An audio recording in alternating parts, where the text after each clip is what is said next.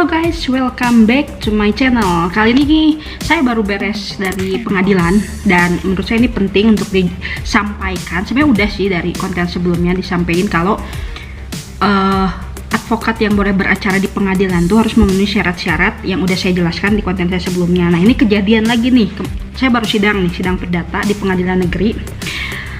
Lawan saya datang tanpa advokat inti.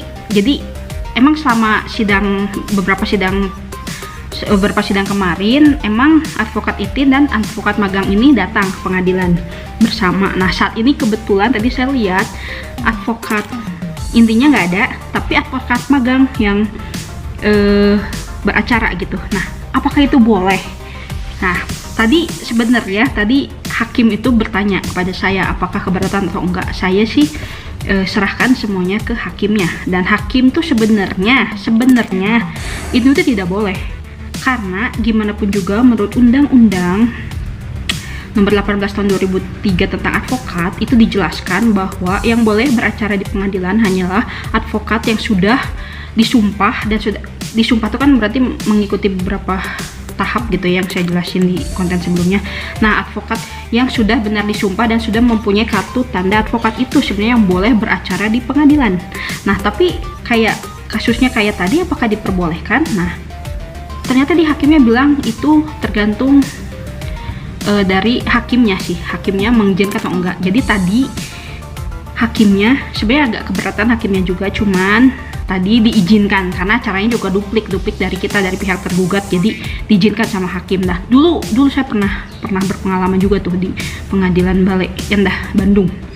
Saya sebagai anggota magang, masih advokat magang, dan kebetulan advokat intinya nggak bisa datang. Saya datang tuh sendiri untuk beracara.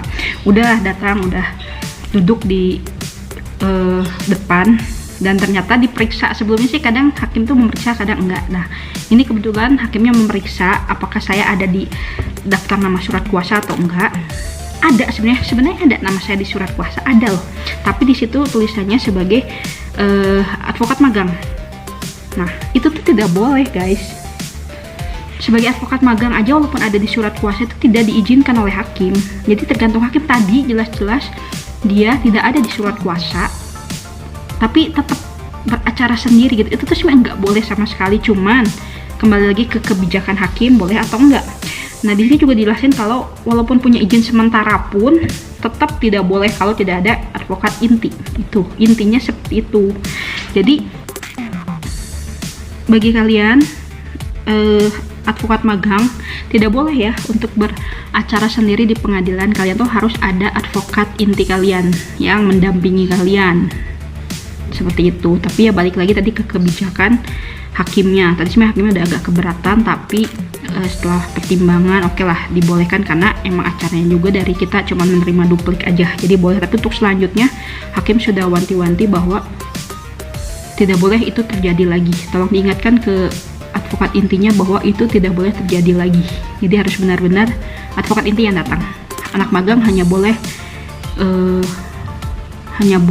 mendampingi, bukan mendampingi. Anak magang hanya boleh di samping advokat inti aja, jadi nggak boleh beracara sendiri ya guys. Seperti itu aja sih yang ingin disampaikan.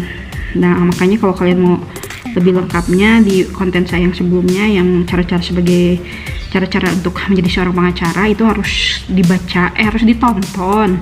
Nah di situ kan ada syarat-syaratnya apa aja yang harus dilakukan untuk menjadi seorang advokat, dan bagaimana cara beracara di pengadilan. Itu harus mempunyai izin, artinya itu kartu tanda advokat, dan sumpah advokat. Itu biasanya di awal sidang itu biasanya hakim bertanya itu sih, kartu sumpah dan kartu tanda advokat itu selalu ditanya oleh hakim. Jadi itu sih pedoman utama kalian kalau ingin beracara di pengadilan, harus ada dua itu. Kalau enggak berarti kalian belum bisa beracara di pengadilan. Jadi itu sih yang pengen saya sampaikan di sini, mumpung saya baru beres sidang dan hal ini terjadi. Untung nggak ditolak gitu. Biasanya sih hakim suka menolak, termasuk saya dulu pernah ditolak sama hakim karena masih anak magang. Tapi untungnya tadi hakimnya dalam masa seperti ini juga kan, masa pandemi, pengacara lawan dari Jakarta juga, jadi akhirnya sih diizinkan untuk beracara, tapi hanya menerima duplik aja untungnya. Jadi kayak gitu. Seperti itu aja sih yang ingin saya sampaikan, ingin saya jelaskan di sini. Semoga bermanfaat bagi kalian, anak-anak magang, anak calon advokat.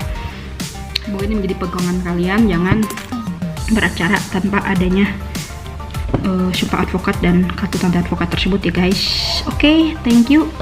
Sekian dulu penjelasan dari saya. Jangan lupa di like, subscribe, and see you di vlog saya selanjutnya. Bye bye.